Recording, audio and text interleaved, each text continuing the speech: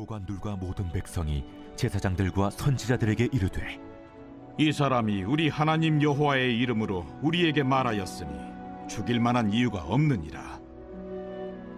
그러자 그 지방의 장로 중 몇 사람이 일어나 백성의 온 회중에게 말하여 이르기를, 유다의 왕 히스기야 시대에 모레셋 사람 미가가 유다의 모든 백성에게 예언하여 이르되, 만군의 여호와께서 이와 같이 말씀하셨느니라.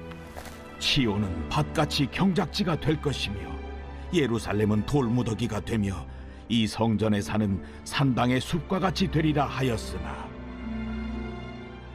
유다의 왕 히스기야와 모든 유다가 그를 죽였느냐?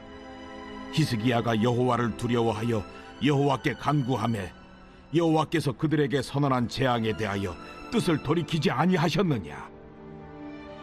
우리가 이같이 하면 우리의 생명을 스스로 심히 해롭게 하는 것이니라. 또 여호와의 이름으로 예언한 사람이 있었는데 곧 기럇 여아림 스마야의 아들 우리야라. 그가 예레미야의 모든 말과 같이 이 성과 이 땅에 경고하여 예언하매, 여호야김 왕과 그의 모든 용사와 모든 고관이 그의 말을 듣고서 왕이 그를 죽이려 하매 우리야가 그 말을 듣고 두려워 애굽으로 도망하여 간지라. 여호야김 왕이 사람을 애굽으로 보내되 곧 악볼의 아들 엘라단과 몇 사람을 함께 애굽으로 보냈더니 그들이 우리야를 애굽에서 연행하여 여호야김 왕에게로 그를 데려오매 왕이 칼로 그를 죽이고 그의 시체를 평민의 묘지에 던지게 하니라. 사반의 아들 아이감의 손이 예레미야를 도와주어 그를 백성의 손에 내어주지 아니하여 죽이지 못하게 하니라.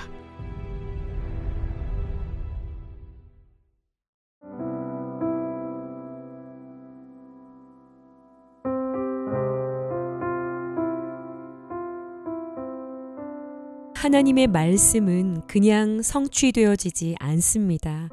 이것이 성취되어지기까지는요, 이 일을 위해 보이지 않는 곳에서 자리를 지키며 묵묵히 수고하고 헌신하는 신실한 하나님의 사람들이 있습니다.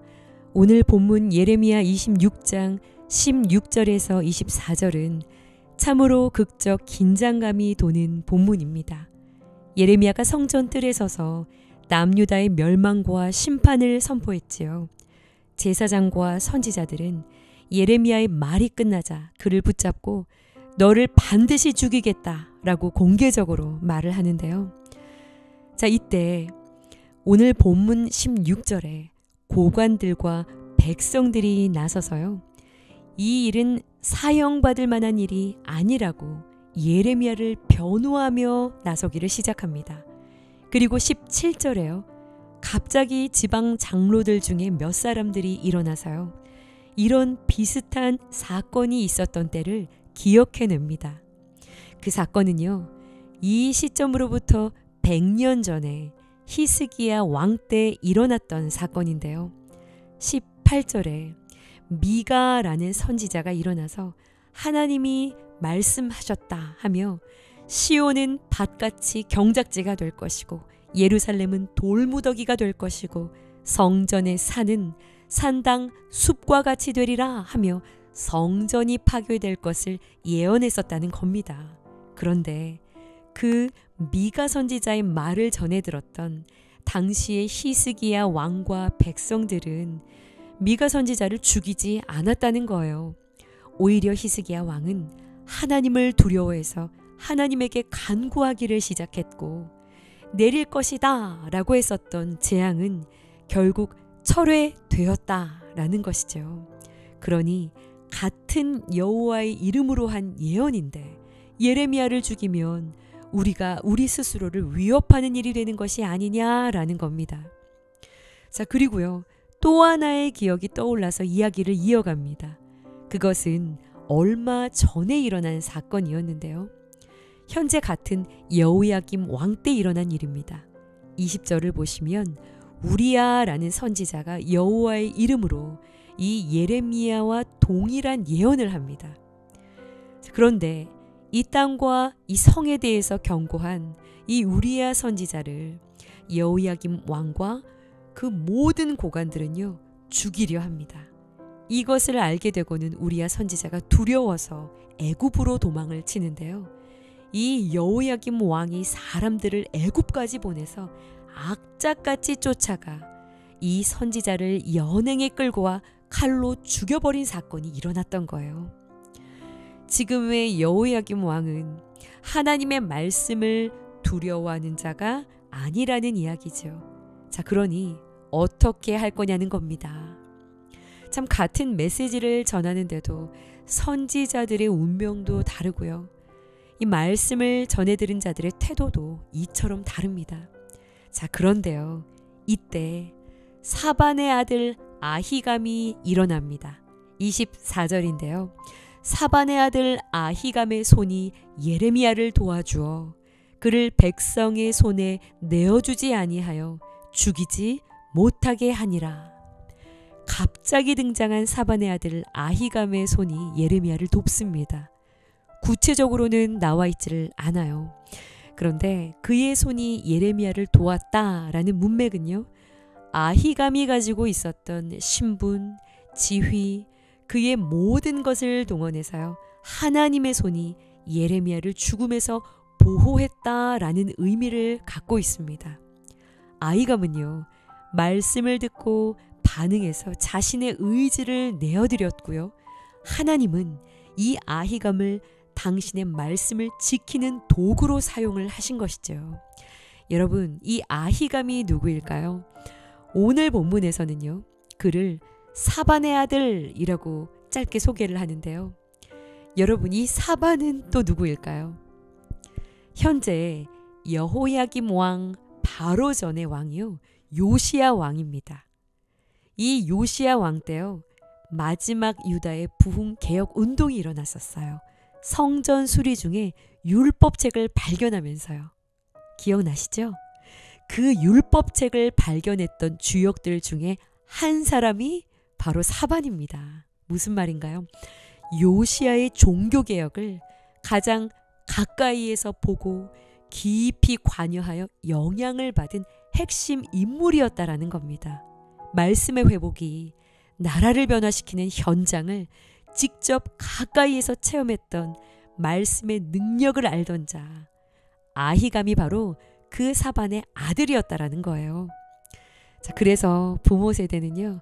나 스스로를 위해서도 그렇지만 눈을 동그랗게 뜨고 보고 있는 자녀 세대들을 위해서도 말씀을 부지런히 펼쳐야 합니다. 하나님은 말씀이 성취되도록 말씀을 지키는 자들 역시 보호하시고 세워가십니다. 그리고 그들의 가문을 또한 견고하게 세워가시는 것을 성경 여러 곳에서 확인을 하게 되는데요. 자, 보세요. 이 아버지 사반이요. 말씀이 잊혀진 시대에 말씀 회복의 도구가 되었죠. 그것을 곁에서 보고 자라난 아들 아히감은요.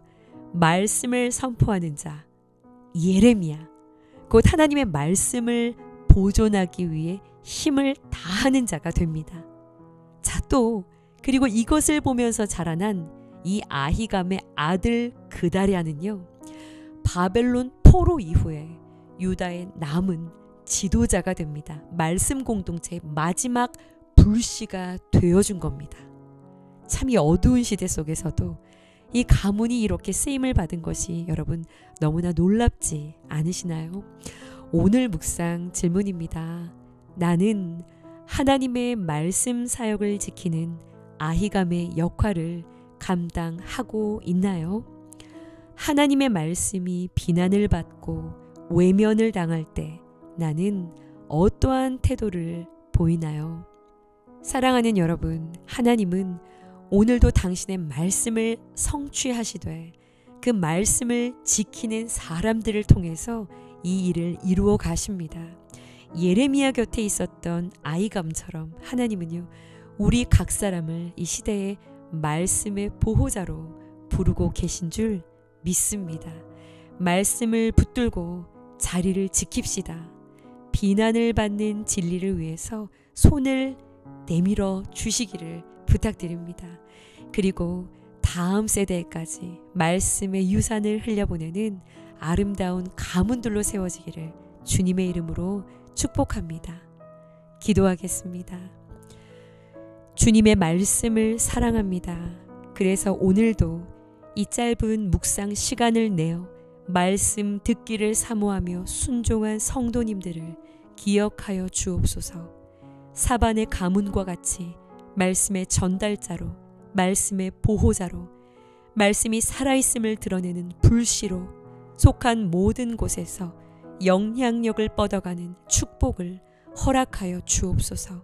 나를 존중히 여기는 자를 내가 존중히 여기리라 말씀하신 주님의 말씀의 성취자들이 되게 하여 주옵소서. 예수님의 이름으로 기도합니다.